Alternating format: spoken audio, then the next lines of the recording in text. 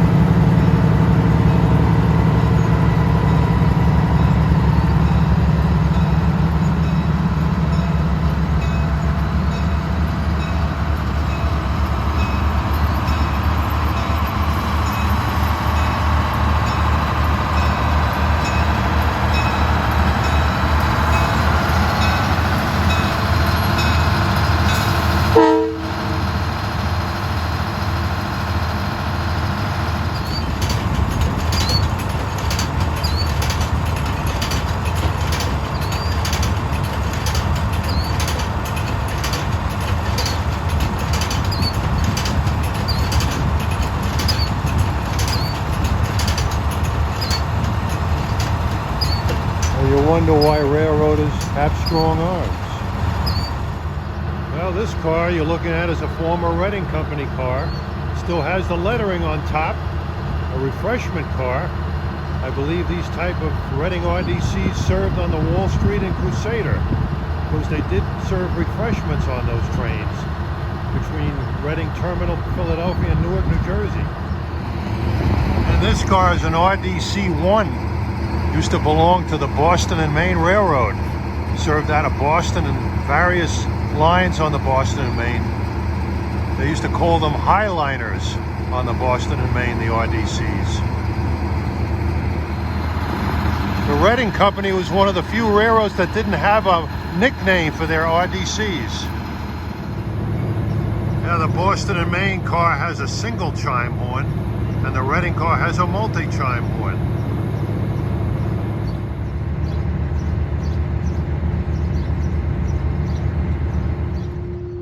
On display at the Reading Outer Station parking lot. Well, I can tell you this was a former Canadian Pacific locomotive. It was built by the Canadian Locomotive Company in Kingston, Ontario. Original CP number was 1098. All right, we're up the Reading and Northern Main line at Hamburg, and we're at CP Muller. We're looking at the northbound signal, which is clear for the Budd cars, heading for Jim Thorpe. Oh, here come the Budd cars at 9:20. Not quite the maddening crowd trackside today as yesterday with the 2102. He's moving.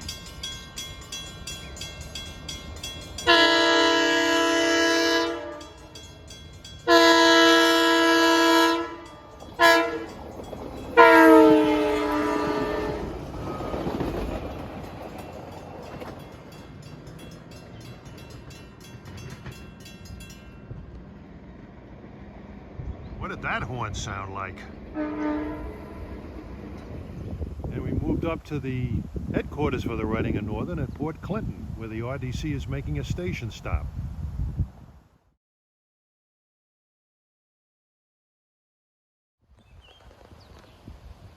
Tracks go through the Schuylkill River Valley around Blue Mountain. Yeah, I thought of what that horn on that RDC sounds like. It sounds like a Metro North cab car. I think that's like a S3K or something or other, but it sounds a lot better than a Long Island Railroad C3 cab car.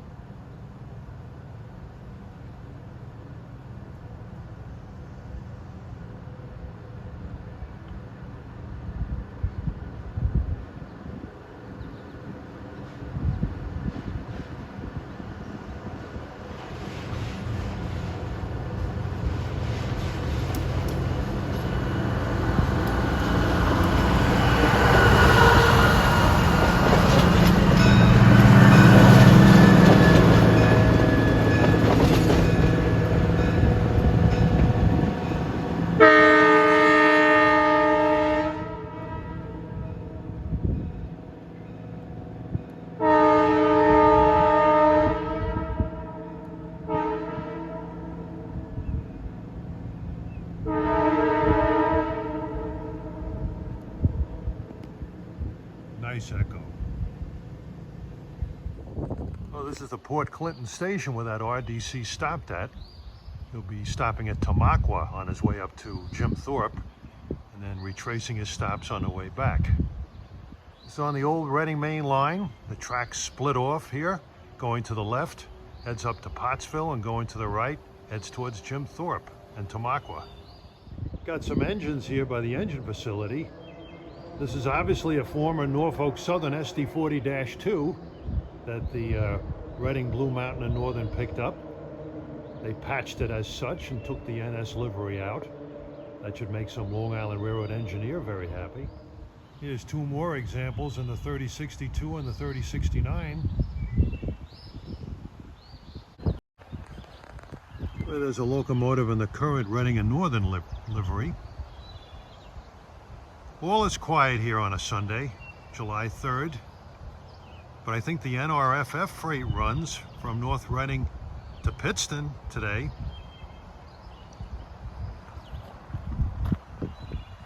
And here's one of those fast freight liveried SD50s.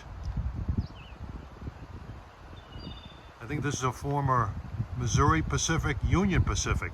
Looks like it has the same number as that engine did. Snazzy paint scheme. This might be the power for today's NRFF. I don't think I'm going to see it though. It doesn't leave North Reading until around 2 o'clock.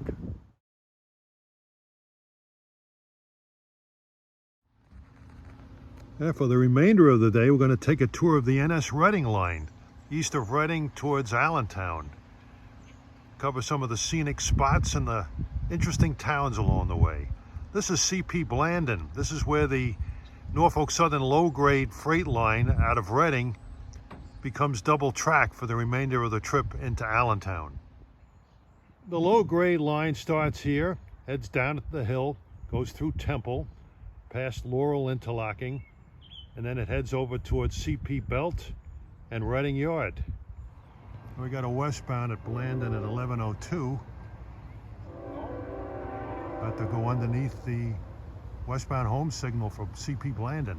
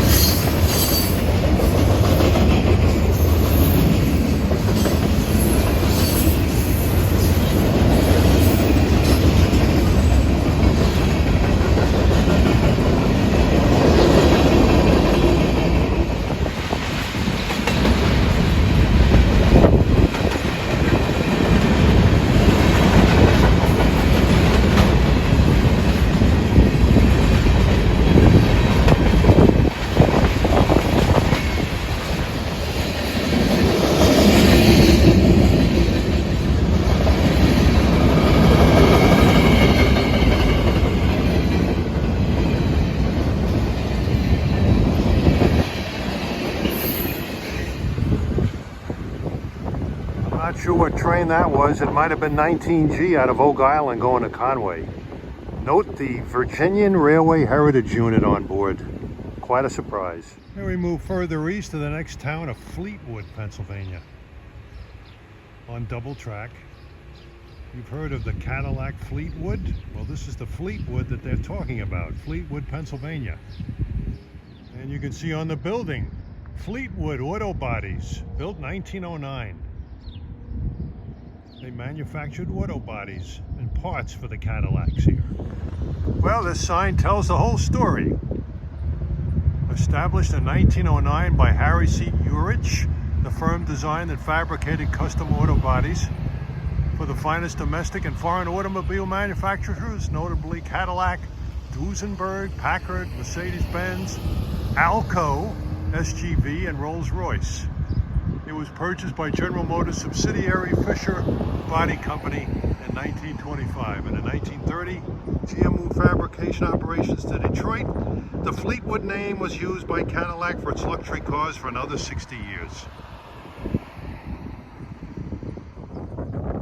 Well, we're east of Fleetwood now on the Reading line. I don't expect to get a train at every location that I go to, but I did want to highlight some of the beautiful farm areas around here on this line. It's a very scenic line that doesn't get the appreciation that it deserves. This is the Decker Road crossing between Fleetwood and Lyons in what's turning out to be a beautiful warm summer day. Gorgeous country here.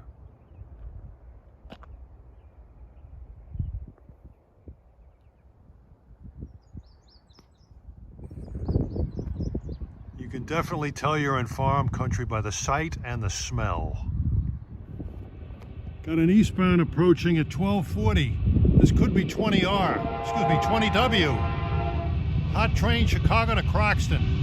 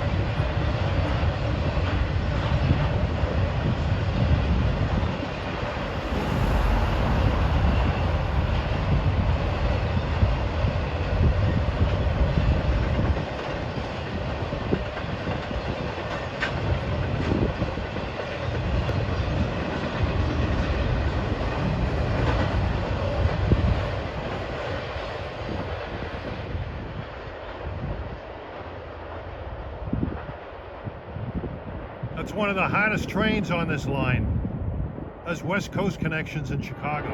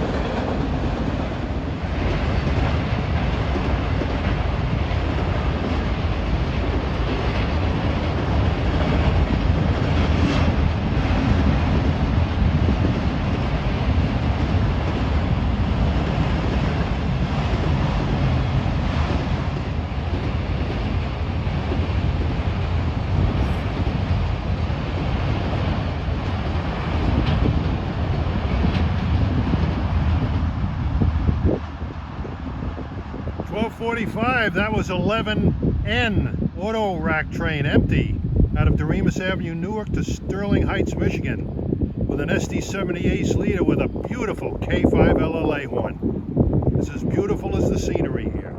Our location is further east. We're between Lyons and Topton at the Kellner Road crossing in the community of Bowers.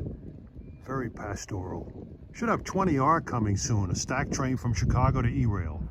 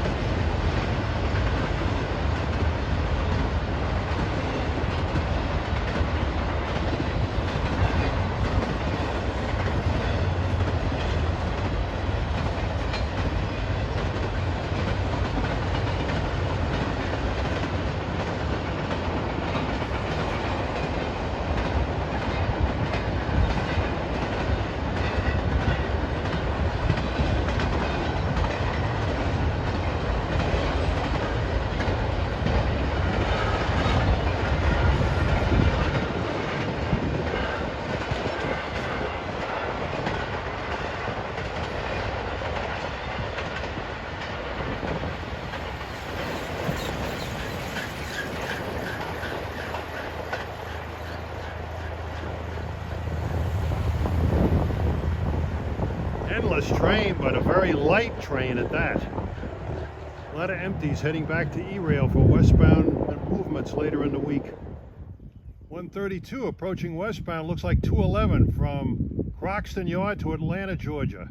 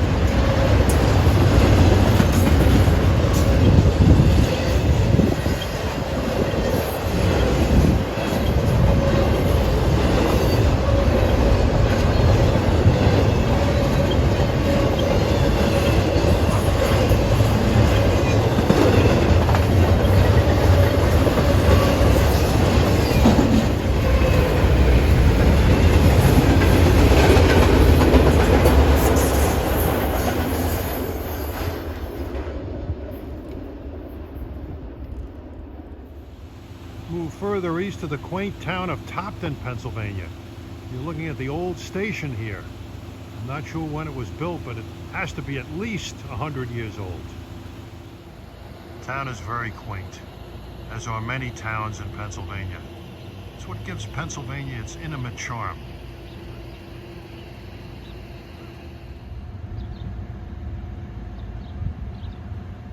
The structural gem in this town is this 1860 built building.